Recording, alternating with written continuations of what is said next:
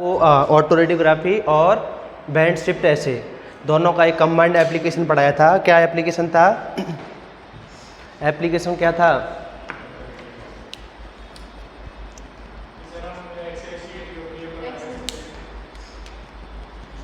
Application ये था कि प्रोटीन और डीएनए के कॉम्प्लेक्स आपको दिया जाए तो उसमें ये बताना हो कि ये प्रोटीन किस किस के साथ में बाइंड कर रही है ना। तो उस कॉम्प्लेक्स में हम पूरा बता सकते हैं कि ए प्रोटीन डीएनए के साथ बाइंड कर रही है या बी प्रोटीन के साथ में बाइंड करती है। कल जो आपको दिया था उसका आंसर आया था बी, आया था ना उसका आंसर। सोनी आपका भी बी आया? हाँ, तो उसका बी आंसर था, है ना। आज नई टेक्निक पढ़ेंगे, फुट प्रिंटिंग।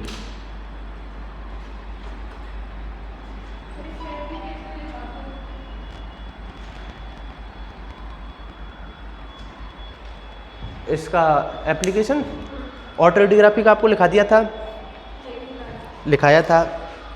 ऑटो रेडियोग्राफी का क्या एप्लीकेशन था? किसी रेडियो एक्टिव मॉलिक्यूल की प्रेजेंस का पता लगाते हैं उससे। नहीं लिखाया था? लिखाया होगा ऑटो रेडियोग्राफी का। नहीं लिखा तो लिख लो, है ना।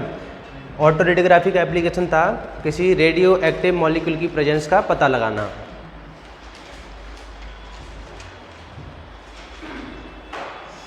आपने भी नहीं लिखा था सोनिया?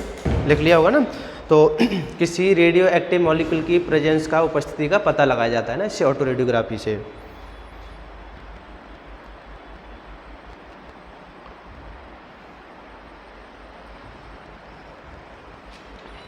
अब नई टेक्निक है जिसका नाम है फुट प्रिंटिंग, और पूरा नाम बोलते हैं इसको डीएनए फुट प्रिंटिंग। देखो अभी इससे जो पहले हमने टेक्निक पढ़ी उसमें ये पता लगा लिया था कि कोई प्रोटीन जो आपको दी गई है वो डीएनए के साथ बाइंड करती है या नहीं करती है, ये पता लगा लिया था। अब ये उसकी थोड़ी सी और एडवांस टेक्निक है। इसमें हम पता करेंगे कि प्रोटीन अगर डीएनए के साथ बाइंड करती है तो वो कौन से रीजन पर बाइंड करती है। जैसे अपना डीएनए बड़ा है, मान लो 1000 न्यूक्लियोटाइड है, तो किस रीजन के ऊपर बाइंड करती है प्रोटीन। अब प्रोटीन भी दो टाइप की होती हैं, एक तो होती है काइनेटिक प्रोटीन और एक होती है स्टैटिक प्रोटीन। अंतर जानते दोनों में? काइनेटिक और स्टैटिक में क्या डिफरेंस है? स्टैटिक प्रोटीन एक ही जगह पर बाइंड रहेगी और काइनेटिक प्रोटीन उस पर डीएनए के ऊपर मूवमेंट करेगी। जैसे कि स्टोन प्रोटीन है, डीएनए के ऊपर एक ही जगह पर बाइंड रहती है। ऐसी अगर आपकी हेलिकेज प्रोटीन हुई तो एक ही जगह पर बाइंड रहती है या मूवमेंट करती है? मूवमेंट करती है ना। हेलिकेज उसको, हेलिक्स को ब्रेक करती हुई दोनों स्ट्रैंड को सेपरेट करती है। डीएनए पॉलीमरेज ये भी एक प्रोटीन ही है, एक ही जगह पर बाइंड रहती है या मूवमेंट करती है?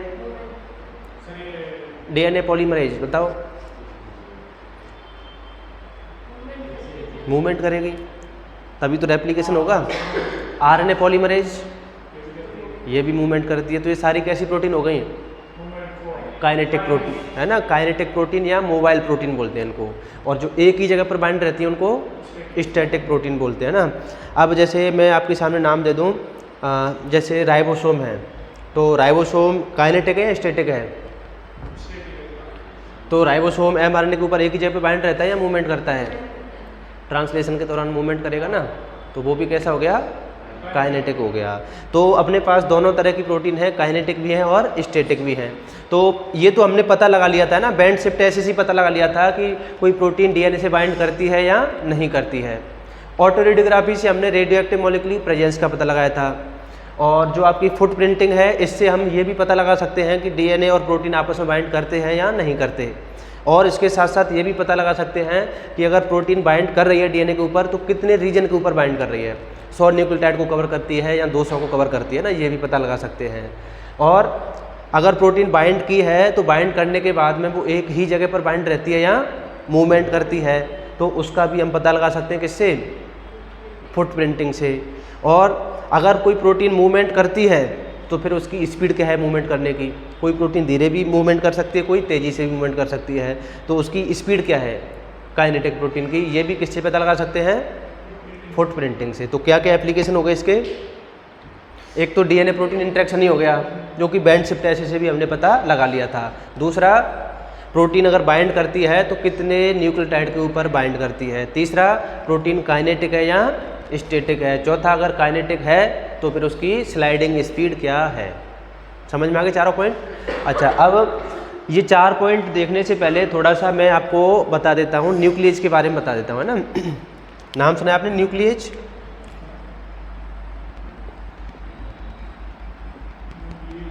न्यूक्लियेज का मतलब क्या होता है? न्यूक्लियेज का मतलब क्या होता है? जो भी आपका जेनेटिक मटेरियल है वो डीएनए भी हो सकता है और आरएनए भी हो सकता है, उसको तोड़ने वाले, ब्रेक करने वाले एंजाइम का नाम क्या है? न्यूक्लियेज है। अब ये जो न्यूक्लियेज है ये होते हैं आपके, जैसे जो डीएनए जो होगा ना वो तो डीएनए को ब्रेक करेगा और जो आरएनए जो होगा वो आरएनए को ब्रेक करेगा। तो जो न्यूक्लियेज मेनली हमने दो टाइप में बांट रखे हैं ना, एक तो होता है रेस्ट्रिक्शन, एक होता है रैंडम। रेस्ट्रिक्शन और रैंडम दो तरह के है ना होते हैं ये। और आपने पढ़े होंगे एक एंडोन्यूक्लियेज होता है और एक एक्सोन्यूक्लियेज होता है, उसमें क्या डिफरेंस है? एंडोन्यूक्लियेज और एक्सोन्यूक्लियेज में क्या डिफरेंस होगा? एंडोन्यूक्लियेज तो डीएनए को मिड में से काटेगा और एक्सोन्यूक्लियेज बाहर से ना सरफेस से काटेगा। तो न्यूक्लियेज में दो तरह के हो गए, कौन कौन से? एक तो हो गया, यही मैं रेस्ट्रिक्शन में लिख देता हूँ ना, आगे यहाँ अलग से लिख दो इसको, एंडोन्यूक्लियेज और एक्सोन्यूक्लियेज। ये रेस्ट्रिक्शन जो एंडोन्यूक्लियेज है ये डीएनए को कहाँ से कट करते हैं? पर्टिकुलर सीक्वेंस से। Cut DNA at particular site. उस साइट को क्या बोलते हैं? Called palindromic sequence. ऐसे सीक्वेंस को क्या बोलते हैं हम? पैलिंड्रोमिक सीक्वेंस बोलते हैं ना। तो वैसे जो न्यूक्लियेज है ना, मैं यहाँ लिख देता हूँ ना, न्यूक्लियेज जो है दो तरह के होते हैं, एंडो और इधर लिख देता हूँ ना दूसरा टाइप इसका, एक्सो न्यूक्लियेज। एंडोन्यूक्लियेज तो कहाँ से कट करते हैं? मिड से। और एक्सोन्यूक्लियेज साइड से कट करेंगे। अब एंडोन्यूक्लियेज भी दो टाइप के हैं, कौन कौन से? रेस्ट्रिक्शन एंडोन्यूक्लियेज और रैंडम एंडोन्यूक्लियेज। रेस्ट्रिक्शन एंडोन्यूक्लियेज किसी पर्टिकुलर साइट से कट करते हैं जिसको हम क्या बोलते हैं?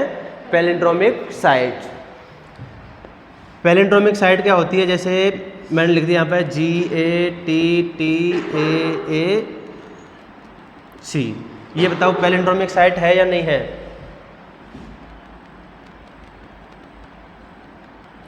ये बताओ पैलिंड्रोमिक साइट है या नहीं है? ये बताओ ये पैलिंड्रोमिक साइट है या नहीं है? मलयालम है और ये जहाज नहीं है।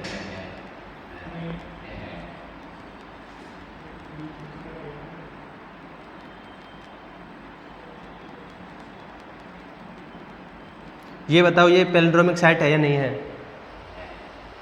GATTAG है, तीनों ही हैं। मनोज आपको पता नहीं है ना क्या होती है पैलिंड्रोमिक साइट? सोनिया आपको पता है क्या होती है पैलिंड्रोमिक साइट? दोनों तरफ से अच्छा, ये से नहीं पता ना पैलिंड्रोमिक साइट क्या होती है। तो जो आपने 11th-12th में पढ़ा है पैलिंड्रोमिक साइट की डेफिनेशन, वो है ना गलत है ना, रॉन्ग डेफिनेशन है। तो इनमें से एक भी पैलिंड्रोमिक साइट नहीं है, ना तो ये है, ना ये है, ना ये है। ये जरूर है ना पैलिंड्रोमिक साइट। देखो बिल्कुल आसान सा तरीका बता रहा हूँ आपको ना पैलिंड्रोमिक साइट पहचानने का। पैलिंड्रोमिक साइट क्या होती है? आपको जैसे कोई भी डीएनए दिया गया है या आरएनए दिया गया है, अभी तक की डेफिनेशन में तो ये था कि डीएनए में ही पैलिंड्रोमिक साइट मिलती है। उसमें कैसे होता था, जैसे मैं लिखता था यहाँ पे GATC, ये लिख दिया मैंने, तो इधर 5 प्राइम होगा, इधर 3 प्राइम होगा, इधर 5 प्राइम तो इधर 3 प्राइम। तो G के आगे क्या आएगा? C, A के आगे T, इसके आगे A और इसके आगे G। अब देखो ये पैलिंड्रोमिक है या नहीं है? नॉर्मली बचपन में आपने ये पढ़ा होगा कि दोनों तरफ से रीड करने पर सेम आया है ना, जैसे इधर से आप रीड करोगे तो GATC, इधर से भी रीड करोगे तो GATC, तो ऐसी साइट को आप पैलिंड्रोमिक साइट बोलते थे। ये फिर भी ठीक है ना, लेकिन ये जो एग्जाम्पल है ये सारे के सारे क्या है, गलत है ना, इनमें से कोई भी सही नहीं है। इसको अगर आप रीड करो तो देखो GATTAG, इधर से रीड करोगे तो GATTAG, वही आ रहा है, लेकिन फिर भी ये पैलिंड्रोमिक साइट नहीं है। और ये पैलिंड्रोमिक साइट है। अगर मैं इसको ऐसे मिटा दूँ, अब देखो है ना, अब देखो दोनों तरफ से रीड करने पर सेम आ रहा है क्या, इधर से GATC, उधर से है CTAG, लेकिन फिर भी पैलिंड्रोमिक साइट है या नहीं है, फिर भी पैलिंड्रोमिक साइट है। तो पैलिंड्रोमिक साइट RNA में भी मिल सकती है और DNA में भी मिल सकती है ना, किसी में भी मिल सकती है। अब इसको देखते हैं कि एक्चुअल में पैलिंड्रोमिक साइट क्या होती है। तो इनमें से कोई भी पैलिंड्रोमिक साइट नहीं है ना।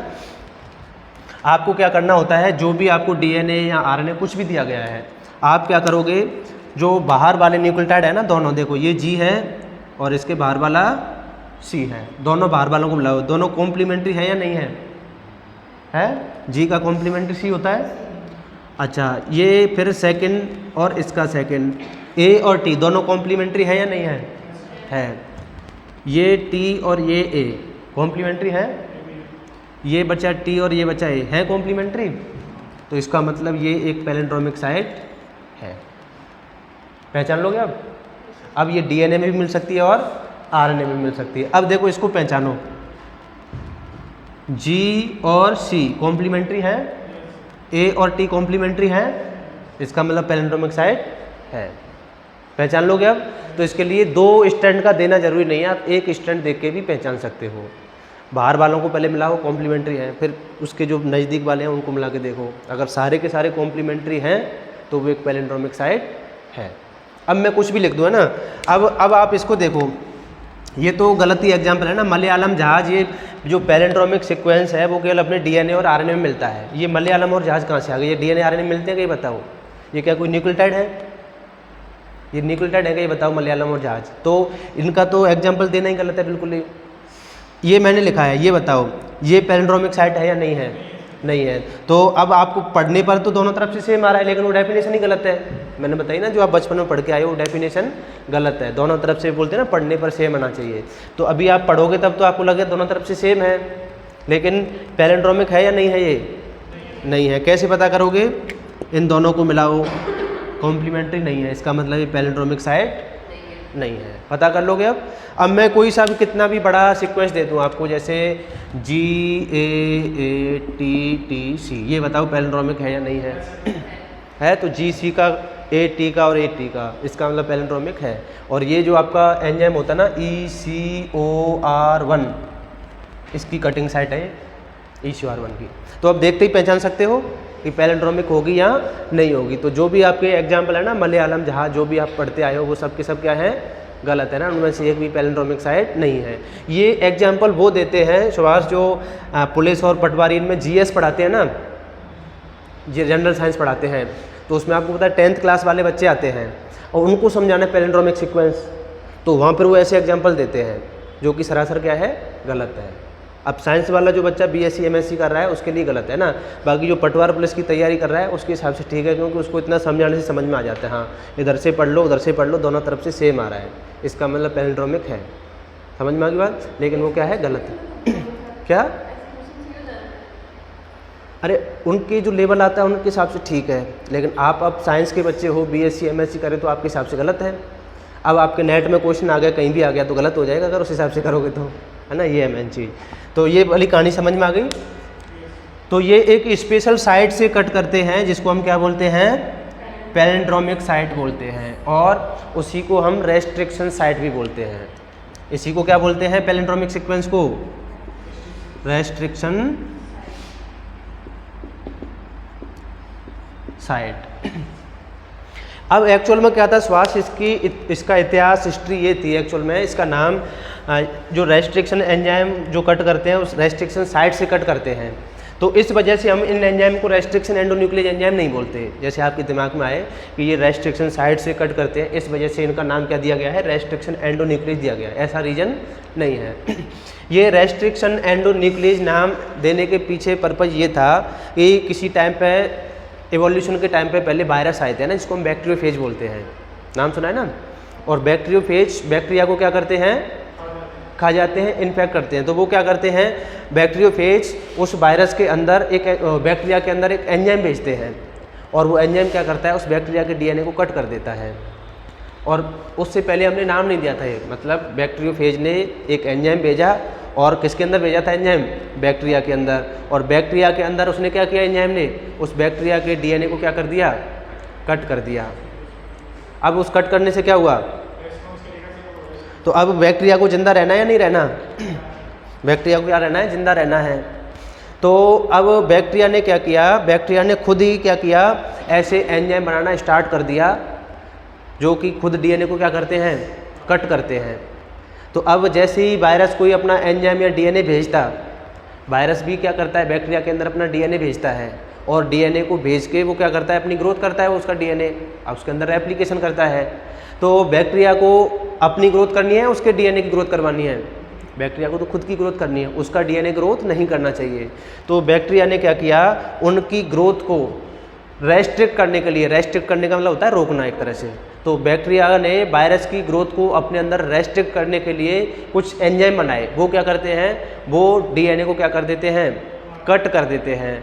तो कट करने से क्या होगा, अब बैक्टीरिया का जो वायरस का जो डीएनए है वो उसके अंदर ग्रोथ नहीं कर पाएगा। लेकिन आपको पता है वो वायरस के डीएनए को कट करेगा या बैक्टीरिया के डीएनए को भी कट करेगा, फिर वो दोनों को करेगा। वो तो एंजाइम वो थोड़ी ना जानता है, उसको तो डीएनए चाहिए। लेकिन डीएनए में भी एक स्पेशल सीक्वेंस चाहिए, वो भी कैसा, पैलिंड्रोमिक सीक्वेंस। तो पहले तो ये समझो कि नाम रेस्ट्रिक्शन एंडोन्यूक्लियस क्यों दिया गया, क्योंकि बैक्टीरिया ने अपने अंदर वायरस की ग्रोथ को रेस्ट्रिक्ट करने के लिए एक एंजाइम बनाया था, इसलिए उस एंजाइम का नाम क्या दिया गया, रेस्ट्रिक्शन एंडोन्यूक्लियस एंजाइम। फिर ये रेस्ट्रिक्शन एंडोन्यूक्लियस एंजाइम जहाँ से कट करता है उस साइट का नाम क्या दिया गया, रेस्ट्रिक्शन साइट नाम दिया गया। तो अब बैक्टीरिया क्या चाहेगा कि केवल वायरस का डीएनए कट हो, उसका खुद का डीएनए कट नहीं हो। तो बैक्टीरिया क्या करता है कि उसके खुद के ऊपर जो रेस्ट्रिक्शन साइट होती है उसको कट करने के लिए उसका खुद का तो कर लेता है वो मिथाइलेशन, खुद के ऊपर तो क्या लगा लेता है, इनके ऊपर मेथिल ग्रुप CH3। तो खुद की रेस्ट्रिक्शन साइट को वो एंजाइम नहीं पहचान पाता। तो वायरस का जो डीएनए होगा वो मिथाइलेटेड नहीं होगा, तो उसको तो कट कर दिया जाएगा। लेकिन खुद के डीएनए को कट क्यों नहीं करता, क्योंकि खुद के डीएनए का पहले से वो क्या करके रखता है, मिथाइलेशन करके रखता है, मेथिल ग्रुप लगा के रखता है अपने डीएनए के ऊपर। तो इसकी वजह से खुद बैक्टीरिया का डीएनए कट नहीं हो पाता। समझ में आ गई बात, ये आपके दिमाग में क्वेश्चन आना चाहिए ना कि जब बैक्टीरिया खुद उस एंजाइम को बना के जा रहा है जो डीएनए को कट करता है, तो बैक्टीरिया के खुद के डीएनए को कट क्यों नहीं करता, वो क्यों नहीं करता कट, क्योंकि खुद के डीएनए का क्या करके रखता है, पहले से ही मिथाइलेशन करके रखता है। हाँ, किसके अंदर, जो रेस्ट्रिक्शन एंडोन्यूक्लियस एंजाइम नहीं बनाएंगे और स्ट्रेटजी फॉलो नहीं करेंगे उनके अंदर तो ग्रो कर जाएगा, और जिन्होंने ये स्ट्रेटजी फॉलो कर ली उनके अंदर वायरस ग्रो नहीं कर पाएगा। सारे बैक्टीरिया के पास थोड़ी ये स्ट्रेटजी, जिनके पास स्ट्रेटजी है तो उनके अंदर तो ये ग्रोथ नहीं हो पाएगी। अब ऐसा नहीं है, ये एक इवोल्यूशन है, इवोल्यूशन की रेस में हर कोई क्या करता है, इवॉल्व होता है ना। अब वायरस को पता लग गया कि बैक्टीरिया ने ऐसी ऐसी एक स्ट्रेटजी फॉलो कर ली मेरे से बचने के लिए। अगर वायरस को जिंदा रहना है तो वायरस क्या करेगा, वायरस भी अपने आप में कुछ चेंजमेंट करेगा। ये एक इवोल्यूशनरी रेस है। इसमें क्या होता है, जैसे प्रीडेटर, प्रे, होस्ट और जो आपका पैरासाइट है, ये इनमें को इवोल्यूशन होता है। जैसे कि पहले कोई शिकारी था और उसका जो शिकार था वो दोनों ज़मीन पर रहते, आराम से शिकारी उसका शिकार कर लेता। अब क्या हो गया, अब शिकार जो है उसने पेड़ पर चढ़ना सीख लिया। तो अगर शिकारी को अब जिंदा रहना है तो क्या करना होगा, उसको भी पेड़ पर चढ़ना सीखना पड़ेगा। तो एक इवोल्यूशनरी रेस है। अगर बैक्टीरिया ने अपने आप में कुछ चेंजमेंट किया है तो वायरस को भी क्या करना पड़ेगा, कुछ चेंजमेंट करना पड़ेगा अगर इस नेचर में सर्वाइव करना है तो दोनों अपने आप में चेंजमेंट करते हैं, वही क्या है, वही इवोल्यूशन है। तो जिन्होंने ये स्ट्रेटजी फॉलो कर ली वो तो सर्वाइव कर जाएंगे बैक्टीरिया, जो नहीं करेंगे वो वायरस के हाथों मारे जाएंगे। समझ में आ गई बात। तो ये छोटी सी बात थी। अब ये रेस्ट्रिक्शन नाम क्यों पड़ा ये बता रहा था मैं आपको। तो क्यों पड़ा था? क्योंकि बैक्टीरिया ने कुछ ऐसे एंजाइम बनाए जो अपने खुद के अंदर वायरस की ग्रोथ को क्या करके जाते हैं, रेस्ट्रिक्ट करके जाते हैं। इस वजह से उनका नाम क्या दिया गया, रेस्ट्रिक्शन एंडोन्यूक्लियेज एंजाइम नाम दिया गया। ये रेस्ट्रिक्शन एंडोन्यूक्लियेज जो एंजाइम होते हैं ये किसी पर्टिकुलर सीक्वेंस से कट करते हैं। उस सीक्वेंस को क्या बोलते हैं, पैलिंड्रोमिक सीक्वेंस या रेस्ट्रिक्शन साइट। अब अपने पास में इसके बहुत सारे एग्जाम्पल हैं, जैसे कि ECOR1, इसकी कटिंग साइट क्या है, GAATT हो गया, GAATTC, ये क्या है, इसकी कटिंग साइट है। फिर होता है आपका कौन सा, रैंडम एंडोन्यूक्लियेज एंजाइम। ये रैंडम एंडोन्यूक्लियेज एंजाइम क्या करता है, cut DNA at any sequence. इसको कोई स्पेशल सीक्वेंस नहीं चाहिए होता है, जहाँ पर भी DNA के साथ बाइंड कर जाएगा वहाँ से DNA को क्या कर देगा, ये तोड़ देगा, कट कर देगा। इसलिए इसका नाम क्या दिया गया, रैंडम। रैंडम का मतलब ऐसे जानते हो ना, रैंडम का मतलब ऐसे होता है अस्त व्यस्त, और इसको बोलते हैं यादृच्छिक बोलते हैं वैसे, है ना, मतलब जो DNA को कहीं से भी क्या कर सके, कट कर सके। तो ऐसे एंजाइम को क्या नाम दिया हमने, रैंडम एंडोन्यूक्लियेज। ये भी DNA को मिड में से कट करेगा या साइड से, बीच में से करेगा। दोनों ही एंडोन्यूक्लियेज के टाइप हैं, ये रेस्ट्रिक्शन है और वो रैंडम है। तो ये DNA को फर्स्ट और सेकंड न्यूक्लियोटाइड के बीच में से कट नहीं कर सकता। ऐसे DNA को लास्ट और जो सेकंड लास्ट वाला न्यूक्लियोटाइड है ना, उसके बीच में से भी कट नहीं कर सकता, मतलब किनारे वाले को नहीं हटा सकता ये। बाकी मिड में कहीं से भी कट कर सकता है।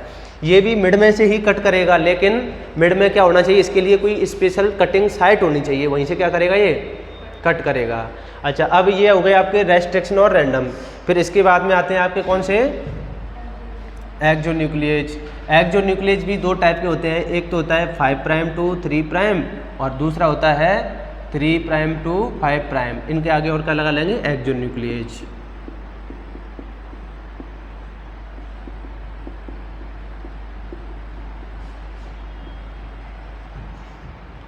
जैसे ये आपके सामने एक DNA या RNA कुछ भी दिया गया है ना, ये है मान लो 5', ये है 3'।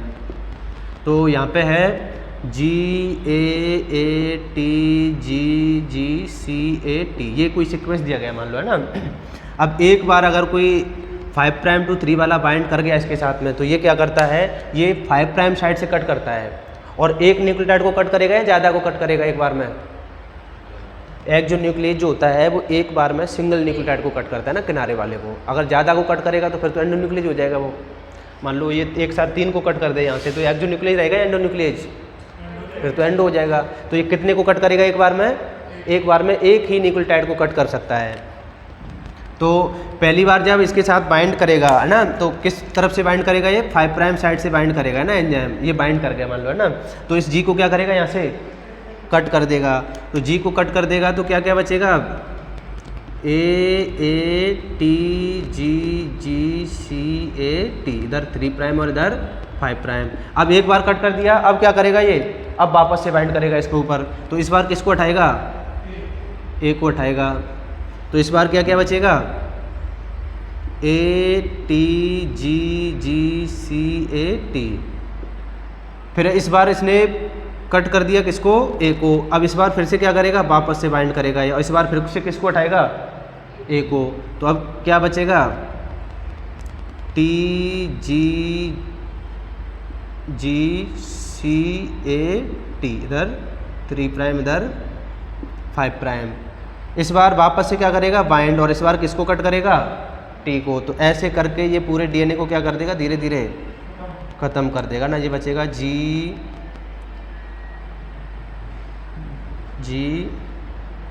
TGG था, GGCAT, इधर बचेगा 5'। तो ये वापस से फिर से क्या कर जाएगा, बाइंड, ऐसे बाइंड करता जाएगा और आगे बढ़ता जाएगा। तो ये किस से किधर से बढ़ रहा है, 5' साइड से 3' साइड की साइड में आगे बढ़ रहा है, इसलिए इसका नाम क्या दिया गया है, 5' to 3' एक्सोन्यूक्लियेज। अगर 3' to 5' एक्सोन्यूक्लियेज होगा तो वो क्या करेगा, जैसे ये है 5 प्राइम, ये है 3 प्राइम। मान लो यहाँ लिख दिया मैंने GGAATCAG लिख दिया मैंने। तो किधर से बाइंड करेगा ये? इस तरफ से बाइंड करेगा 3 प्राइम साइड से, और किसको उठाएगा पहले? G को उठाएगा। तो क्या क्या बचेगा? GGAATCA, यही बचेगा ना। अब फिर वापस से क्या करेगा ये? फिर से बाइंड करेगा। तो इस बार किसको हटा देगा? A को। तो क्या बचेगा? GGAATC। इस बार क्या करेगा? फिर से बाइंड करके और C को हटा देगा। तो ये जो प्रोसेस है दीनदयाल ऐसे चलती रहेगी। इस बार ये किस डायरेक्शन में आगे बढ़ रहा है? 3 प्राइम से 5 प्राइम डायरेक्शन में। तो नाम क्या हो जाएगा इस एंडोन्यूक्लियस का, एक्सोन्यूक्लियस का? 3 प्राइम टू 5 प्राइम एक्सोन्यूक्लियस। समझ में आ गया? 5 प्राइम टू 3 प्राइम एक्सोन्यूक्लियस होगा वो तो 5 प्राइम साइड से कट करेगा एक एक करके, और जो 3 प्राइम टू 5 प्राइम होगा वो 3 प्राइम साइड से कट करेगा ना एक एक करके। अब ये जो एंडोन्यूक्लियस है या एक्सोन्यूक्लियस है, इनका काम होता है कटिंग करने का। अब इनका जो आप कंपेरिजन कर सकते हो, जैसे इंग्लिश में इनके लिए वर्ड आता है, एक के लिए तो आता है चॉपिंग, एक के लिए आता है सीजर। सुनिए दोनों नाम। और एक ट्रिमिंग भी बोल सकते हैं।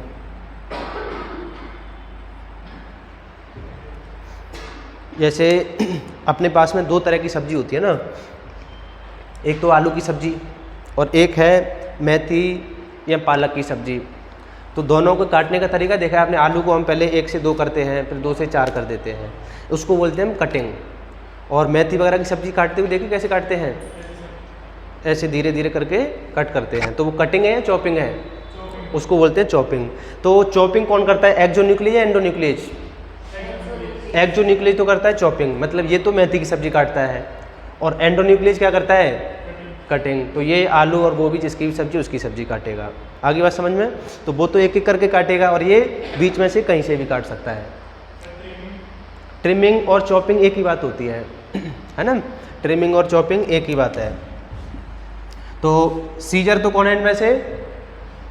एंडोन्यूक्लियस। और चॉपर कौन है?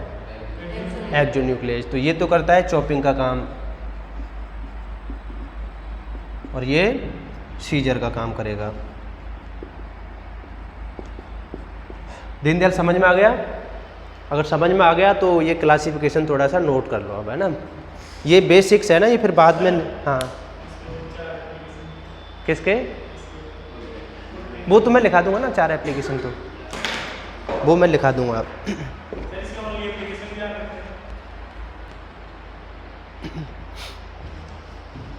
3 घंटे की होंगी फिर आपकी क्लास। 2 से 5 या 3 से 6। तो सर्दियों में तो 2 से 5 और गर्मियों में 3 से 6।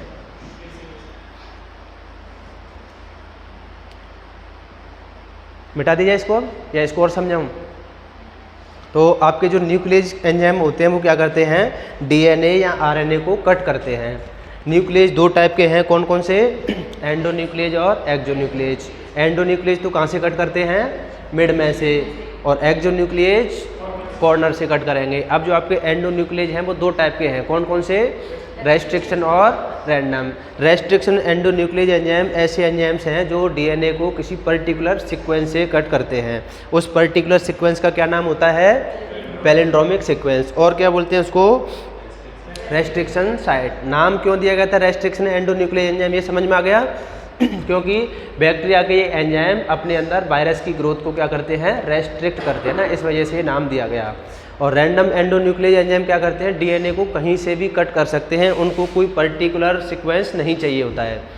और जो आपके एक्सोन्यूक्लियस हैं वो 2 टाइप के हैं, 5 प्राइम टू 3 प्राइम और 3 प्राइम टू 5 प्राइम। ये एक एक करके न्यूक्लियोटाइड को कट करते हैं। 5 प्राइम टू 3 प्राइम तो क्या करेगा? 5 प्राइम साइड से कट करना स्टार्ट करता है, और 3 prime to 5 prime 3 prime side से कट करना स्टार्ट करता है। समझ में आ गई बात?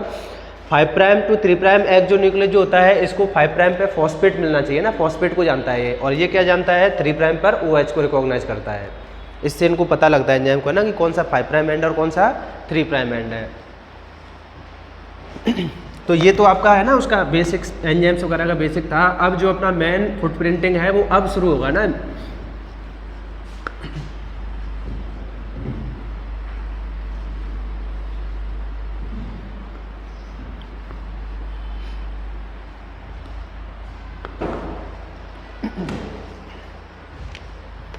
देखो ये अपने पास में है डीएनए, इसका एक सिरा हमने क्या कर दिया है, रेडियो लेबल कर दिया। और सपोज करो इसमें 200 न्यूक्लियोटाइड है, कितने इसमें 200 बेस पेयर मान लो ना, डीएनए तो कितने बेस पेयर है 200 बेस पेयर है। और एक सिरे को क्या किया है हमने, इसके को रेडियो लेबल किया है। अब मैं अगर इसको रन कराता हूँ जेल इलेक्ट्रोफोरेसिस में, तो कितने पे बैंड आएगा इसका, कितने पर बैंड आना चाहिए 200 पे, जितने का है उतने पे बैंड आएगा ना। अब मैंने क्या किया, इसको कट किया और इसके ऊपर क्या डाला, RE डाला। RE का मतलब यहाँ पर रैंडम एंडोन्यूक्लियाई डाला है हमने, है ना। कौन सा वाला डाला है RE, रैंडम वाला। एक रेस्ट्रिक्शन वाला होता है उसको भी RE से लिखते हैं और रैंडम वाले को भी किससे लिखते हैं, RE से ही। तो रैंडम एंडोन्यूक्लियाई एंजाइम हमने डाल दिया। अब मैं ऐसे कभी भी आपसे बोलता हूँ ना कि मैंने एक डीएनए लिया, तो इसका मतलब एक डीएनए नहीं होता, उसका मतलब मिलियंस की संख्या में डीएनए हैं, लेकिन सब के सब कैसे हैं, आइडेंटिकल हैं, एक जैसे हैं। समझ में आ रहा है मेरे कहने का मतलब। मैं कभी बोलूँ कि मैंने ये एक डीएनए लिया जिसका मॉलिक्यूलर वेट है 200 kDa, इसका मतलब क्या हुआ, डीएनए तो मिलियंस की संख्या में है, लेकिन सब के सब कैसे हैं, एक जैसे हैं, सब के सब सिमिलर हैं, सब के सब आइडेंटिकल हैं। एक डीएनए का कोई एक्जिस्टेंस नहीं है यहाँ पे, है ना, प्रैक्टिकल में अपने में। तो मैंने कौन सा वाला एंजाइम डाला है, रैंडम एंडोन्यूक्लियाई एंजाइम डाला है। अब मान लो सपोज करो अपने पास में 1 लाख डीएनए है ट्यूब में, सब के सब कैसे होंगे, एक जैसे होंगे, आइडेंटिकल होंगे। तो उन 1 लाख डीएनए के ऊपर मैंने कौन सा एंजाइम डाला, रैंडम एंडोन्यूक्लियाई एंजाइम डाला। अब रैंडम एंडोन्यूक्लियाई एंजाइम क्या करेगा, कट करेगा और कहीं से भी कर सकता है। तो ये जो रैंडम एंडोन्यूक्लियाई एंजाइम है, ये हम बहुत ज़्यादा नहीं डालते, ये हम क्या करते हैं जानबूझ के कम कंसंट्रेशन में डालते हैं। इतना कम डालते हैं कि किसी एक डीएनए के पास में कोई एक ही एंजाइम पहुंच पाए। अगर ज़्यादा डाल देंगे तो क्या होगा, एक ही डीएनए के पास में बहुत सारे एंजाइम बाइंड कर जाएंगे, तो उसके टुकड़े टुकड़े कर देंगे वो। तो हमारा टारगेट क्या है कि कम कंसंट्रेशन में एंजाइम डालेंगे ताकि एक डीएनए के पास में कोई एक ही एंजाइम पहुंच पाए, और एक डीएनए कितनी जगह से कट हो, किसी एक ही जगह से कट हो जाए ना। तो ये सुभाष अपने पास में डीएनए था, कितना था इसका टोटल 200 बेस पेयर। एक सिरे को हमने क्या कर दिया है, रेडियो लेबल, ओनली एक सिरे को किया है ना। अब जब मैंने इसके ऊपर RE डाला तो मैंने क्या बताया कि मान लो कि 1 लाख डीएनए हैं, तो उनमें से कुछ डीएनए तो ऐसे होंगे जो सेकंड और थर्ड न्यूक्लियोटाइड के बीच में से कट हुए होंगे, मतलब रैंडमली तो कहीं से भी हो सकता है, लेकिन कुछ डीएनए कैसे होंगे, मान लो जो सेकंड और थर्ड के बीच में से कट हो जाए, तो यहाँ पे तो बचेंगे 2 न्यूक्लियोटाइड, और इधर वाले फ्रेगमेंट में कितने बचेंगे बताओ। मान लो दूसरे और तीसरे न्यूक्लियोटाइड के बीच में से कट हो गया, तो ये तो 2 न्यूक्लियोटाइड का फ्रेगमेंट अलग और ये अलग हो जाएगा। ये कितने का बचेगा, कितने का बचेगा मनोज, टोटल 200 थे, इसमें 2 का अलग हो गया, तो ये कितने का बचा, 198 का बचेगा ना, 198 का बचेगा, है ना। नहीं समझ में आया दीनदयाल। कुछ डीएनए ऐसे होंगे जो 3 और 4 के बीच में से कट हुए होंगे, तो ये तो बचेगा कितने का, 3 का, और ये वाला कितने का बचेगा, इधर वाला 197 का। कुछ डीएनए ऐसे भी होंगे जो 15 और 16 के बीच में से कट हुए होंगे, तो ये 15 का, और इधर वाला कितने का बचेगा, 185 का। कुछ डीएनए ऐसे भी होंगे जो 50 और 51 के बीच से कट होंगे, तो ये कितने का बचेगा, 50 का, और ये 150 का। कुछ डीएनए ऐसे भी होंगे जो 110 और 111 के बीच में से कट हुए होंगे, तो ये 110 का, इधर 90 का। अगर 151 और 152 के बीच में से कट हो जाए तो 151 और 152, तो ये तो 151 का बचेगा, और ये 49 का बचेगा ना।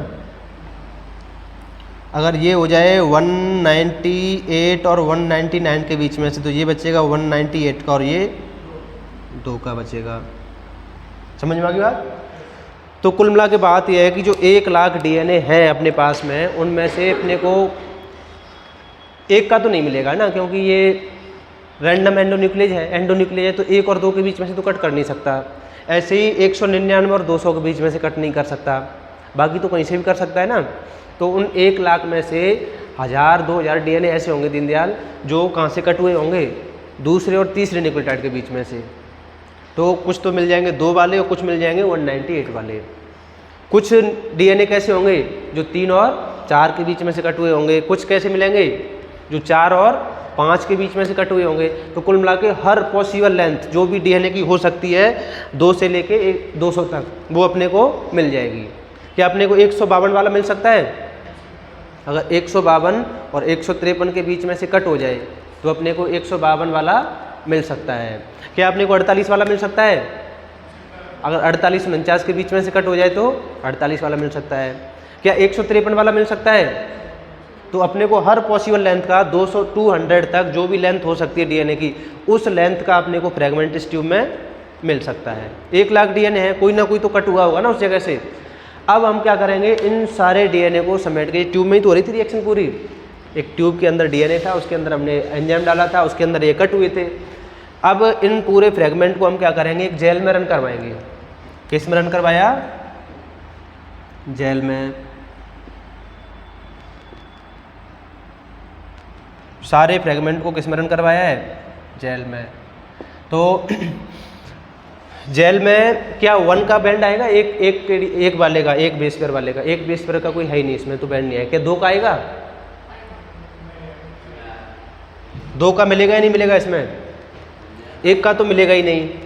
2 न्यूक्लियोटाइड का है या नहीं है? है। तो ये सबसे नीचे आएगा कि नहीं आएगा इसका बैंड? आएगा। अपने पास 3 का है या नहीं है?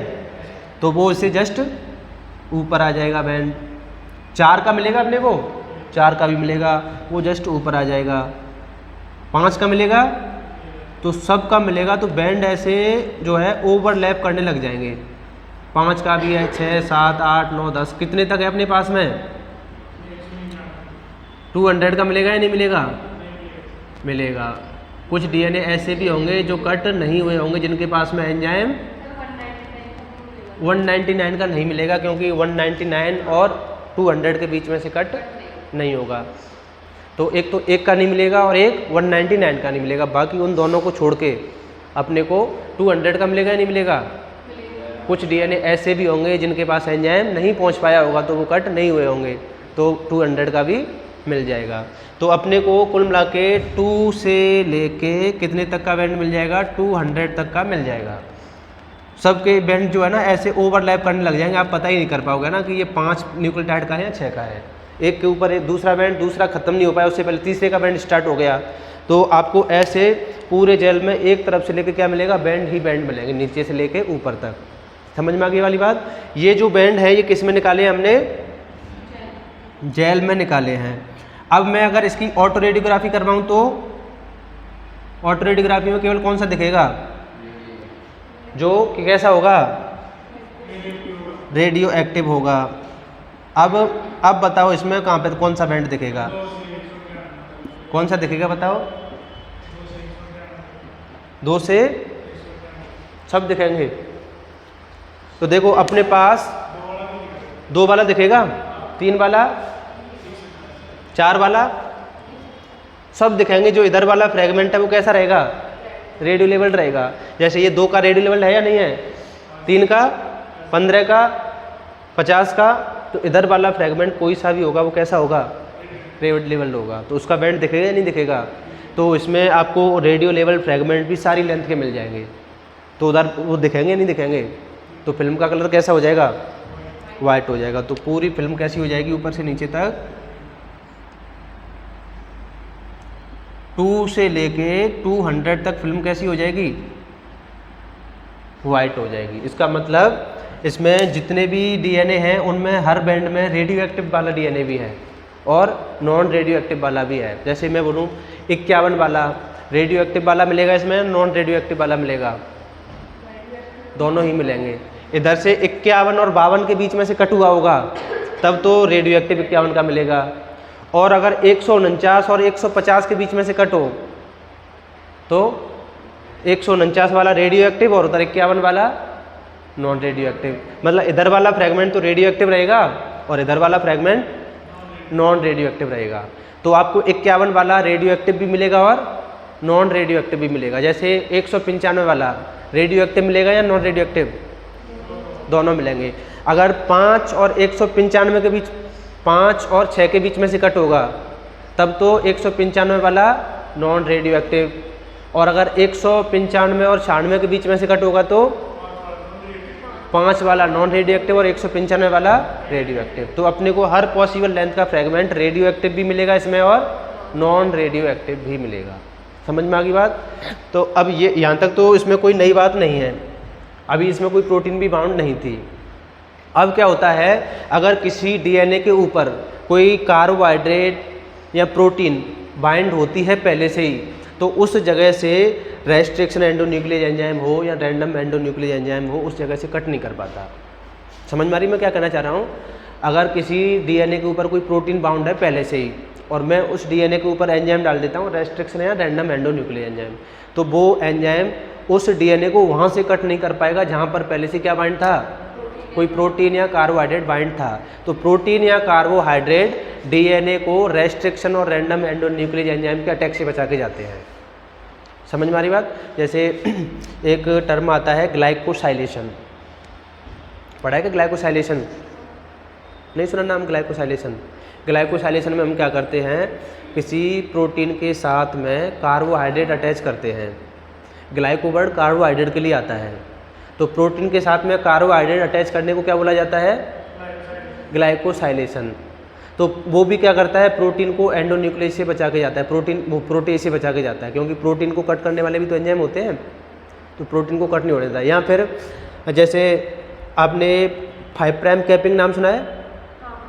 5 प्राइम कैपिंग होती है ना mRNA की, तो 5 प्राइम कैपिंग क्या करती है, उसको एक्सोन्यूक्लियस से बचा के जाती है। अगर किसी mRNA की 5 प्राइम कैपिंग हो गई तो फिर जो 5 प्राइम टू 3 प्राइम एक्सोन्यूक्लियस होता है वो उसको कट नहीं कर पाएगा। समझ में आ गई बात मैं क्या कहना चाह रहा हूँ? तो अगर किसी डीएनए के ऊपर पहले से ही कोई प्रोटीन या कार्बोहाइड्रेट बाइंड है और उस डीएनए के ऊपर आप ये एंजाइम डाल दो इनमें से कोई रेस्ट्रिक्शन या रैंडम, तो वो डीएनए को उस जगह से ही कट कर पाएगा जहाँ पर कोई प्रोटीन बाइंड नहीं होगी। अगर कोई प्रोटीन बाउंड है तो वहाँ पे से वो कट नहीं कर पाएगा। तो कुल मिला के कार्बोहाइड्रेट और प्रोटीन डीएनए को एंडोन्यूक्लियस और एक्सोन्यूक्लियस के अटैक से बचा के जाते हैं। समझ में आ गई बात? अब उसका एप्लीकेशन देखेंगे कि उसका एप्लीकेशन फुटप्रिंटिंग में क्या हो सकता है। अगर प्रोटीन कट नहीं करने दे रही है डीएनए को तो उसका एप्लीकेशन फुटप्रिंटिंग में क्या है वो देखेंगे हम, है ना। अभी आप इतना उतार लो ये।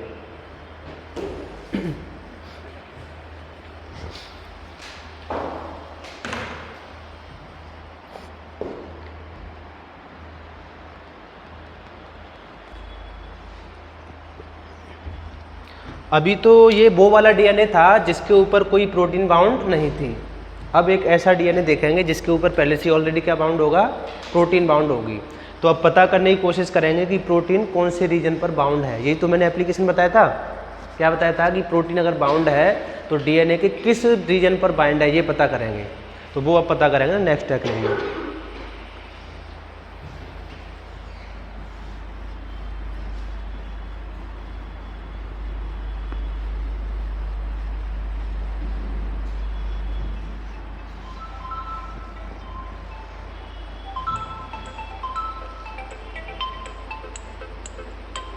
ये पॉज करना इसको थोड़ा सा।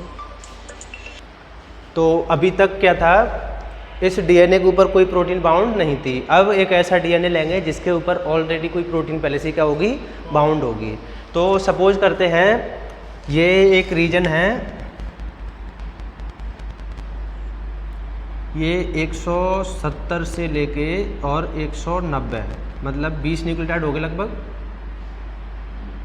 171 से 90 हो जाएंगे ना। क्या मैंने वो तो अपनी मर्जी अपन कंबाइन कराते हैं, मतलब 20 न्यूक्लियोटाइड की वजह से ऐसे।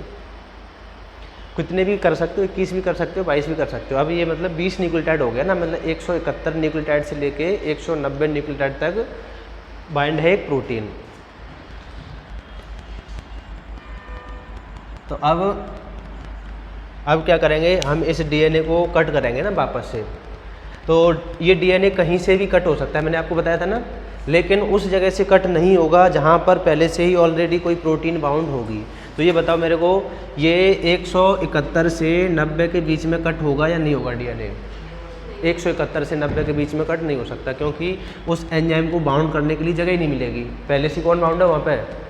प्रोटीन बाउंड है, तो इसलिए कोई नया एंजाइम आके बाउंड नहीं कर पाएगा। तो इस रीजन से डीएनए कट नहीं हो सकता, कहीं से भी हो सकता है। तो देखो 2 और 3 के बीच में से हो सकता है, हो सकता है 3 और 4 के बीच में से हो सकता है। और प्रोटीन किधर बाउंड रहेगी? अपनी 171 से 90 के बीच में।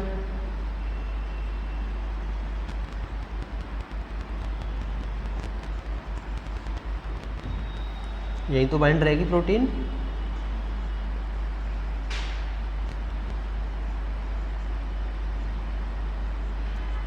अब किधर बाउंड होगी प्रोटीन? लेफ्ट वाले पे है, राइट वाले पे? लेफ्ट वाले पे है ना।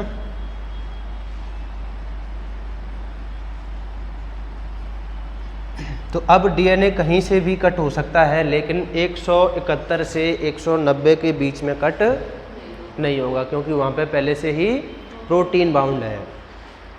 अब अगर मैं इन डीएनए को सीधा सीधा जेल में रन कराऊं, तो जैसे ये फ्रेगमेंट कितने का है, ये वाला 49 का, तो क्या इसका बैंड जो है एक्चुअल 49 का आएगा या उससे ज़्यादा का आएगा? कम आएगा या ज़्यादा आएगा? इसका मॉलिक्यूलर वेट 49 से ज़्यादा है ना। 49 का तो खुद डीएनए और कौन बाउंड है इसके साथ में? तो बैंड शिफ्ट ऐसे की वजह से इसका बैंड शिफ्ट हो जाएगा ना ऊपर की साइड में, तो इसका एक्चुअल पोजीशन पे बैंड नहीं आएगा ना जो 49 का आना चाहिए। तो फिर हम क्या करना पड़ेगा, हमें ये प्रोटीन हटानी पड़ेगी अगर इसका एक्चुअल मॉलिक्यूलर वेट लेना है। तो हम प्रोटीन को हटाने के लिए क्या करते हैं, हीट और सॉल्ट दे देते हैं। हीट और सॉल्ट से क्या होता है, प्रोटीन रिमूव हो जाती है, डिसोशिएट हो जाती है। लेकिन अगर हम प्रोटीन को रिमूव कर देंगे तो एंजाइम तो फिर से कट कर देगा इसको रिमूव होते ही। जैसे ही प्रोटीन यहाँ से हट जाएगी तो क्या होगा, वो एंजाइम फिर से कट कर देगा इसको। तो पहले हम क्या करते हैं, उस एंजाइम को इनएक्टिव कर देते हैं। जितना कट करना था उसने कट कर लिया, अब क्या करेंगे, उस एंजाइम को ब्लॉक करने वाला उसका कोई ब्लॉकर डाल देंगे, तो एंजाइम तो हो जाएगा ब्लॉक। और अब क्या कर देंगे, अब हीट और सॉल्ट देके इसको हटा देंगे। तो अब क्या एंजाइम कट कर पाएगा इसको, क्योंकि उसको हमने पहले क्या कर दिया, ब्लॉक कर दिया। तो पहले हम क्या डालेंगे, इसको प्रोटीन को हटाने वाला मैटर या एंजाइम को ब्लॉक करने वाला मैटर? एंजाइम को ब्लॉक करने वाला। तो उसके लिए हम डालते हैं रैंडम RE इनहिबिटर, लिख देता हूँ सीधा ना, RE इनहिबिटर या ब्लॉकर। ये क्या करेगा, ये उस RE एंजाइम को क्या कर देगा, इनहिबिट कर देगा, ब्लॉक कर देगा। फिर अब क्या करेंगे बताओ, हीट और सॉल्ट, ये क्या करेगा, ये इस प्रोटीन को यहाँ से डिसोशिएट करवा देगा। प्रोटीन हो जाएगी डिसोशिएट। अब क्या करेंगे बताओ, प्रोटीन डिसोशिएट होने के बाद में अब इसका एक्चुअल 49 पे बैंड आएगा या नहीं आएगा? अब 49 पे बैंड आ जाएगा। तो इस बार हम क्या करेंगे, इसको रन कराते हैं किसमें, जेल में। सारे फ्रेगमेंट को किस में रन कराया, जेल में रन कराया। तो कहाँ से लेके कहाँ तक बैंड मिलेगा अपने को,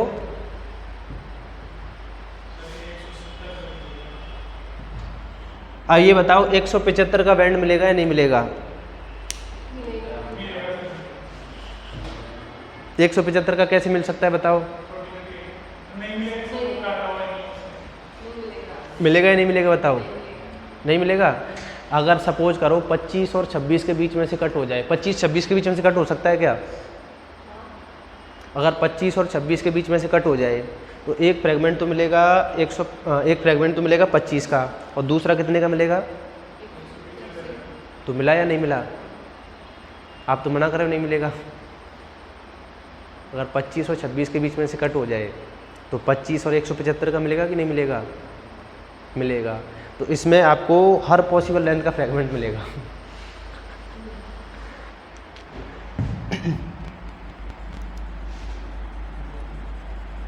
178 का मिलेगा या नहीं मिलेगा? मिलेगा। अगर 22 और 23 के बीच में से कट हो जाए तो 2 से लेके 200 तक आपको कोई सा भी बैंड मिल जाएगा।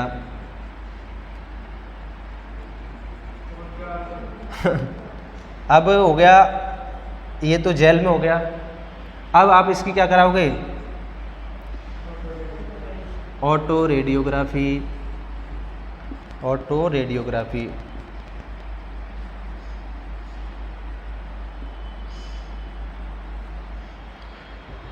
तो ऑटो रेडियोग्राफी में ओनली कौन दिखता है? जो रेडियो एक्टिव होता है। तो अब बताओ, यहाँ से लेके यहाँ तक पूरे में बैंड मिलेगा या नहीं मिलेगा वाइट? बताओ मिलेगा या नहीं मिलेगा? तो अब वहाँ पे नहीं मिलेगा। अब बताओ 175 का रेडियो एक्टिव फ्रेगमेंट मिलेगा या नहीं मिलेगा? क्योंकि 175 का रेडियो एक्टिव लेने के लिए आपको कहाँ से कट करना पड़ेगा? 175 का रेडियो एक्टिव लेना है, क्योंकि रेडियो एक्टिव तो हमने एक ही सिरे को किया है, तो उसके लिए आपको 175 और 176 के बीच में से कट करना पड़ेगा, तभी तो 175 वाला इधर मिल सकता है रेडियो एक्टिव, और 175 176 के बीच में से कट नहीं होगा। तो आपको यहाँ पे जेल में तो हर लेंथ का मिल जाएगा ना डीएनए, लेकिन हर लेंथ का और रेडियो एक्टिव फ्रेगमेंट नहीं मिल सकता आपको। कौन सी लेंथ का नहीं मिलेगा? जहाँ पर प्रोटीन बाइंड होगी उस लेंथ का नहीं मिलेगा ना, उसके बीच में से कट हो ही नहीं सकता। और जब तक इसमें से कट नहीं होगा तब तक 175 का भी नहीं मिलेगा, 176 का भी नहीं मिलेगा, 180 का भी नहीं मिलेगा, 189 का भी नहीं मिलेगा। अगर आपको रेडियो एक्टिव लेना है तो यहीं से तो कट करना पड़ेगा, तभी तो इधर वाला रेडियो एक्टिव मिलेगा, क्योंकि उधर वाले को हमने रेडियो एक्टिव नहीं किया है। तो आपको हर लेंथ का ये तो मिल गया, लेकिन ऑटो रेडियोग्राफी में नहीं मिलेगा। तो कहाँ से लेके कहाँ तक नहीं मिलेगा? 171 से लेके 190 तक आपको रेडियो एक्टिव नहीं मिलेगा, बाकी सब जगह पर रेडियो एक्टिव मिलेगा। समझ में आ गई बात? तो आपको पूरी फिल्म कैसी दिखेगी? ये वाइट हो जाएगी ना जहाँ जहाँ पे बैंड होंगे, लेकिन कहाँ पर वाइट नहीं होगी? 171 से लेके और जो 190 वाला रीजन है वहाँ पे फिल्म कैसी रहेगी? ब्लैक रहेगी। बाकी सब जगह से कैसी हो जाएगी? वाइट। तो जहाँ पर फिल्म जो है ना ब्लैक रहे, इसका मतलब उस रीजन में कौन बाउंड है? प्रोटीन बाउंड है। तो जहाँ पे प्रोटीन बाउंड होगी वो ऑटो रेडियोग्राफी में अपना फुटप्रिंट छोड़ के जाएगी। जैसे कोई आदमी रेत पर चलता है तो उसका निशान बन जाता है ना, उसी को तो फुटप्रिंट बोलते हैं, पैरों के निशान। तो जहाँ पर प्रोटीन बाउंड होगी वहाँ पे ऑटो रेडियोग्राफी में अपना फुटप्रिंट छोड़ेगी नहीं छोड़ेगी? वहाँ पे फिल्म कैसी रहेगी? ब्लैक। और बाकी सब जगह से कैसी हो जाएगी? वाइट। तो क्या आप ऑटो रेडियोग्राफी की स्टडी करके बता सकते हो कि कहाँ से कहाँ तक प्रोटीन बाउंड है? 171 से लेके 190 तक प्रोटीन बाउंड है। ये तो मैंने एप्लीकेशन बताया था ऑटो रेडियोग्राफी का। बैंड शिफ्ट ऐसे में हमने ये पता कर लिया था कि प्रोटीन बाउंड करती है या नहीं करती है, लेकिन इसमें ये पता लगाएंगे कि अगर बाइंड करती है तो कहाँ पर बाइंड करती है, कितने न्यूक्लियोटाइड को कवर करके रखती है वो। तो प्रोटीन ने कितने न्यूक्लियोटाइड को कवर किया हुआ है? 20 न्यूक्लियोटाइड को कवर किया हुआ है। कहाँ से कहाँ तक? 171 से 90 तक। ये किसका एप्लीकेशन है? फुटप्रिंटिंग का। ये अपने सेट के एग्जाम में आया था ना, इसका ये आया था कि अपने को प्रोटीन की लोकेशन पता लगाना हो तो कौन सी टेक्निक बेस्ट रहती है, तो उसका आंसर था फुटप्रिंटिंग। अभी सेट का एग्जाम हुआ था ना, उसमें आया था। समझ में आ गई वाली बात? तो इसको अब छाप लिया जाए। तो जहाँ पर भी डीएनए के ऊपर प्रोटीन बाउंड होगी वहाँ पर फिल्म कैसी रहेगी? ब्लैक रहेगी, वहाँ से वाइट नहीं होगी।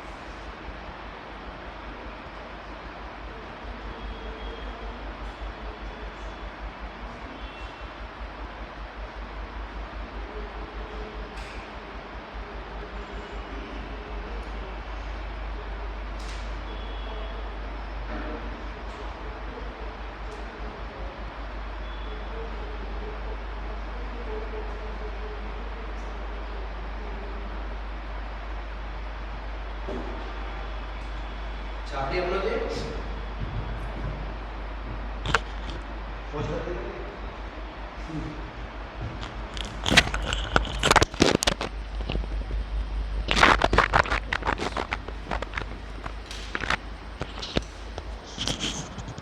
तो एक तो ये एप्लीकेशन हो गया इसका कि प्रोटीन डीएनए के साथ में बाइंड करती है तो किस रीजन पर बाइंड करती है, कितने न्यूक्लियोटाइड को कवर करके रखती है।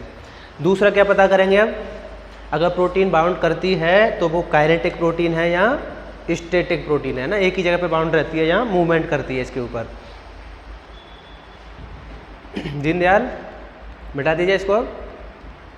सुभाष छाप लिया।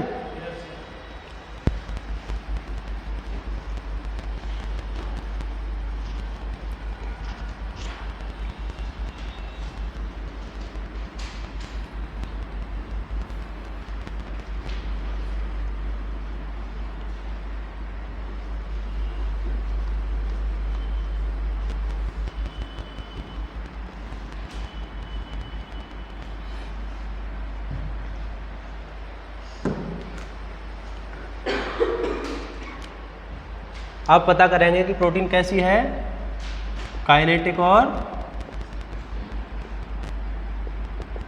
स्टैटिक का पता करेंगे।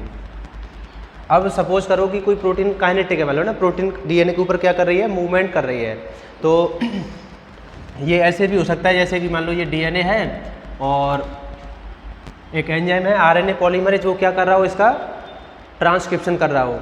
तो आरएनए पॉलीमरेज एक ही जगह पर रहता है या मूवमेंट करेगा, आगे मूवमेंट करेगा। तो हो सकता है कि आरएनए पॉलीमरेज जो है अभी यहाँ पर बाउंड हो। आरएनए पॉलीमरेज कहाँ पर बाउंड है, अभी इस रीजन में बाउंड है। और सपोज करो ये 100 न्यूक्लियोटाइड का वो है ना अपने पास में, 100 बेस पेयर है ना टोटल साइज डीएनए का। तो अभी बाउंड है ये कहाँ पर, 21 से लेके ये मान लो आप 40 तक। कहाँ से कहाँ तक बाउंड है, 21 से लेके 40 न्यूक्लियोटाइड तक बाउंड है। और इसका साइज़ थोड़ा बढ़ा लेते हैं, मैं कर लेता हूँ इसका साइज़ 150 न्यूक्लियोटाइड कर लेता हूँ ना। अब अगर इसका ट्रांसक्रिप्शन चल रहा है, इस सिरे को तो हम क्या कर देंगे, एक सिरे को तो क्या कर देंगे, इसके को रेडियो एक्टिव कर देंगे।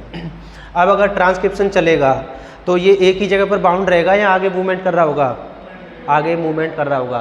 तो अभी ये यहाँ पर है 21 से 40 पर, तो 5 सेकंड बाद में यहीं रहेगा या आगे बढ़ जाएगा, आगे बढ़ जाएगा। और अगली 5 सेकंड बाद में और आगे बढ़ जाएगा। तो अब हम क्या करेंगे, ये हमने लिया ट्यूब लिया ना, 3 ट्यूब ली इसकी, 3 ट्यूब में सैंपल लिया।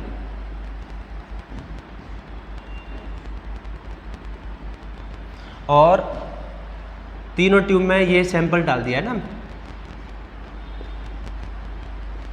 तीनों ट्यूब में उस डीएनए को डाल दिया। अब डीएनए एक तो है नहीं अपने पास, तो लाखों की संख्या में है। तो मान लो 1 लाख इसमें डाल दिए, 1 लाख इसमें डाल दिए, 1 लाख इसमें डाल दिए, तीनों ट्यूब में डाल दिए। अब हम क्या करेंगे, ये डीएनए इसमें डालने के बाद में अब इसमें डालेंगे RE। कब डाला हमने, अभी डाला, जस्ट अभी, t बराबर 0 पर। सुभाष जैसे ही हमने इसमें एंजाइम डाला तो जस्ट अभी की अभी हमने इसमें क्या डाल दिया, ये डाल दिया ना। तो अभी इस टाइम पर कहाँ पर बाउंड था, ये 21 से 40 पर बाउंड था। तो इसने कट कर दिया होगा। इसके बाद में फिर कट करने के बाद में क्या डालते हैं हम, RE इनहिबिटर, और उसके बाद में ईट और सॉल्ट, और उसके बाद में जेल करेंगे इसका, उसके बाद में ऑटो रेडियोग्राफी। यही तो प्रोसेस थी अपनी, तो ये प्रोसेस करेंगे। फिर जब इसमें RE डाला था t बराबर 0 पर, उसके जस्ट 5 सेकंड बाद में हमने क्या किया, इसमें RE डाल दिया। कब डाला, t बराबर 5 सेकंड पर, मतलब 5 सेकंड बाद में डाला। फिर उसके बाद में क्या डालेंगे, RE, वही है ना इनहिबिटर डालेंगे। उसके बाद में पूरी प्रोसेस है ना कॉमन, ये सेम। लास्ट में क्या करेंगे, इसकी भी ऑटो रेडियोग्राफी। इसमें RE डालने के 5 सेकंड बाद में हमने क्या किया, इसमें RE डाल दिया। तो RE कब डाला हुआ इसमें, t बराबर 10 सेकंड पर, यहाँ पे डाला, उसके 5 सेकंड बाद इसमें डाला और उसके 5 सेकंड बाद इसमें डाल दिया। फिर अब वापस से वही स्टेप कॉमन रहेंगे सब, लास्ट में क्या करेंगे, इसका भी जेल और ऑटो रेडियोग्राफी करेंगे। अब जो तीनों ट्यूब का सैंपल था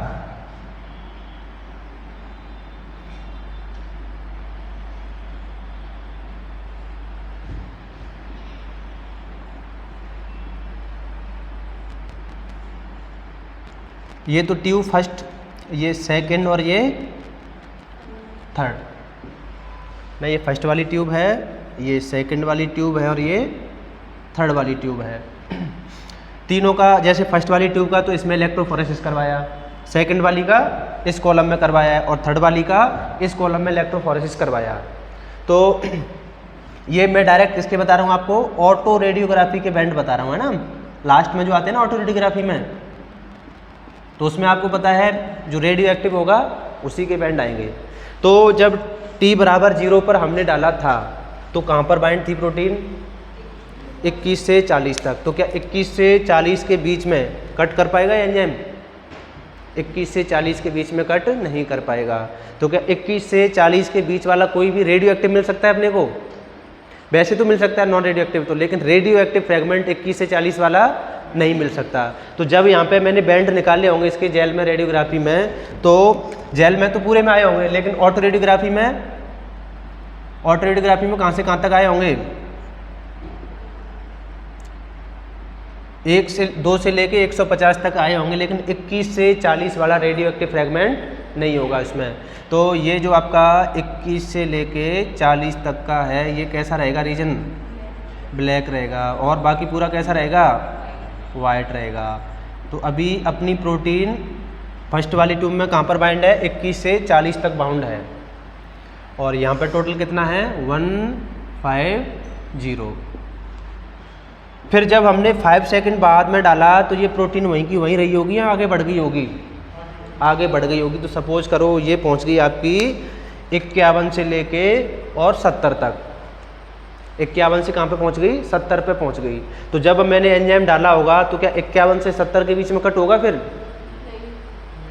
मतलब ये एंजाइम डाला होगा और जिस टाइम पे प्रोटीन जहाँ पर बाइंड होगी उस रीजन से कट नहीं होगा। तो अब ये प्रोटीन कहाँ पे पहुँच चुकी है, 51 से 70 पे पहुँच चुकी है, तो अब 51 से 70 वाला रीजन कट नहीं होगा। तो पूरे में अपने को बैंड मिलेंगे, लेकिन कहाँ से कहाँ तक नहीं मिलेंगे, अब 51 से 70 वाला अपने को कोई भी बैंड नहीं मिलेगा। तो ये रहा आपका 51 और ये रहा 70।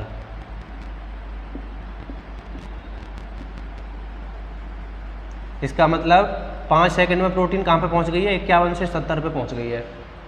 फिर अगले 5 सेकंड में प्रोटीन वहीं रहेगी और आगे बढ़ गई होगी, और आगे बढ़ गई होगी, है ना। तो अब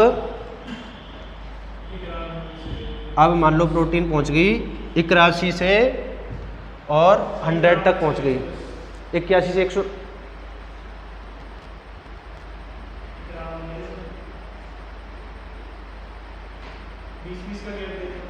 30 का दिया है ना, 20 का गैप दिया है या 30 का, 21 से 51 30, अब 51 से 30 दोगे तो 81। तो इस बार कहाँ पे पहुँच गई प्रोटीन, 81 से 100 तक पहुँच गई। तो इस बार 81 से 100 पे कट होगा या नहीं होगा, नहीं होगा। तो पूरे में अपने को रेडियो एक्टिव मिलेगा, लेकिन 81 से 100 वाला नहीं मिलेगा। तो ये रहेगा यहाँ पे 81 और यहाँ पर रहेगा 100।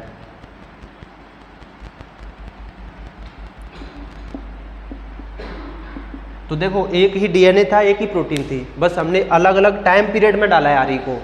तो अलग अलग टाइम पीरियड में डालने से बैंड सेम आया, चेंज हुए हैं, चेंज हुए। इसका मतलब प्रोटीन काइनेटिक है या स्टैटिक है, इसका मतलब काइनेटिक। अगर स्टैटिक होती तो आप अब डालो या 10 सेकंड बाद में डालते आ रही, आपको बैंड ऐसा मिलता या चेंज मिलता, जैसा अब मिलता वैसा ही बाद में मिलता।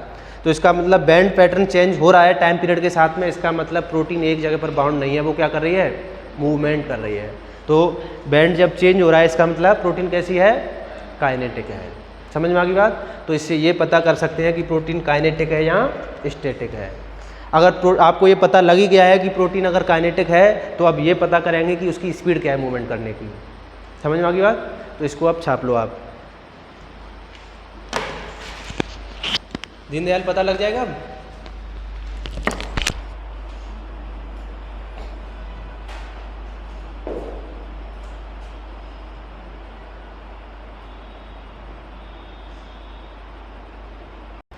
हाँ, अब लिखो इसमें क्या लिखोगे? If band pattern change with time it's mean protein is kinetic. If band pattern change with time it mean protein is kinetic. If band pattern change with time it mean protein is kinetic।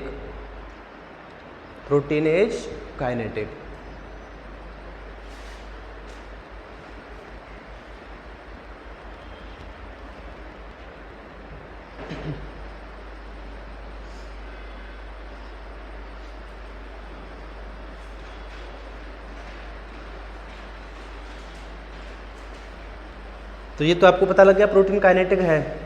अगर kinetic है तो फिर उसकी speed क्या है? तो क्या होता है स्पीड का फॉर्मूला? मतलब स्लाइडिंग स्पीड।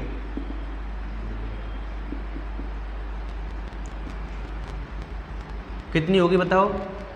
तो अब ये देखो यहाँ से यहाँ तक कितना अंतर था टाइम का? 5 सेकंड का। और कितने न्यूक्लियोटाइड स्लाइड कर गया 5 सेकंड में? 5 सेकंड में कितने स्लाइड कर गया? मतलब 21 से 40 था, अब पहुंच गया था 51 से 70। तो 21 से और 51 में कितना डिफरेंस है? 30 का। तो इसका मतलब 30 न्यूक्लियोटाइड स्लाइड किए ना कितने सेकंड में? 5 सेकंड में। तो इसका मतलब 1 सेकंड में कितना करेगा? 6 न्यूक्लियोटाइड, इसको बोलेंगे पर सेकंड। ये रहेगी इसकी स्लाइडिंग स्पीड। 1 सेकंड में कितने न्यूक्लियोटाइड स्लाइड करेगा? 6 न्यूक्लियोटाइड। तो 5 में कितने कर जाएगा? 30। तो 6 न्यूक्लियोटाइड पर सेकंड की स्पीड से प्रोटीन इस डीएनए के ऊपर मूवमेंट कर रही है।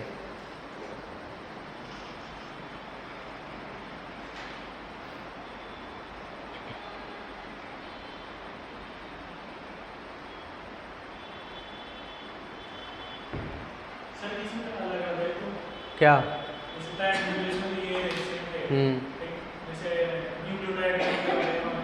तो वो आप काउंट कर सकते हो कितने आगे बढ़ा है। हाँ हाँ हाँ। नहीं, जैसे 2 तरह की स्पीड होती है ना, एक तो सिमिलर स्पीड है, एक इधर उधर भी हो सकती है ना, जैसे पहले ज़्यादा स्पीड से बढ़ रहा हो बाद में कम से। लेकिन आपके में जो देगा वो एवरेज स्पीड से देगा, है ना। अगर आपको एवरेज पूछ रहा है तो ये देख लो कि अभी कहाँ पर था, लास्ट में कहाँ पर पहुँच गया।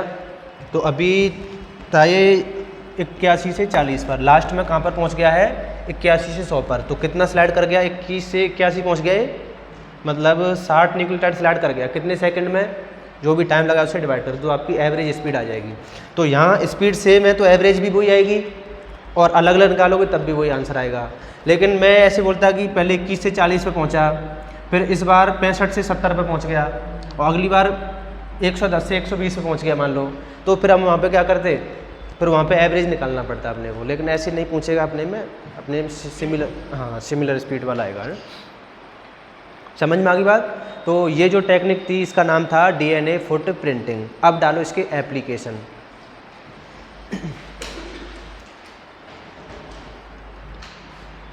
अब क्या डालेंगे? इसके एप्लीकेशन।